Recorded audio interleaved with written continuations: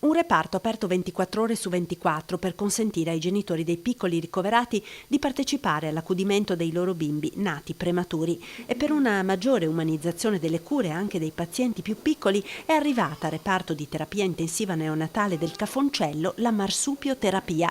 Il bimbo viene posto a contatto pelle a pelle della mamma o del papà per periodi di almeno 2 ore, facilitando quindi il legame e l'attaccamento. Un'esperienza emozionante, come ci racconta mamma Fatima, che può ora tenere stretto il suo Khaled, nato di sole 26 settimane. All'inizio non potevo neanche toccarlo, potevo solo appoggiargli, toccargli la manina, e poi dopo un po', visto che era diventato stabile, me l'ha lasciato prendere. È stata un'emozione indescrivibile, perché comunque quando si è insieme, dopo essere stati separati ancora prima dei giorni, è stato molto bello. Alla fine mi sono anche commossa quel giorno.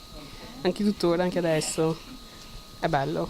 Anche lui è tranquillo, perché sente che è di nuovo tutto uno insieme alla sua mamma. Un'esperienza estesa anche ai papà. La sera, quando rientra dal lavoro, torniamo e se lo coccola a lui. Questo contatto favorisce chiaramente l'attaccamento del bambino alla mamma in una situazione in cui purtroppo deve invece avere una degenza in un reparto intensivo per le problematiche correlate alla prematurità.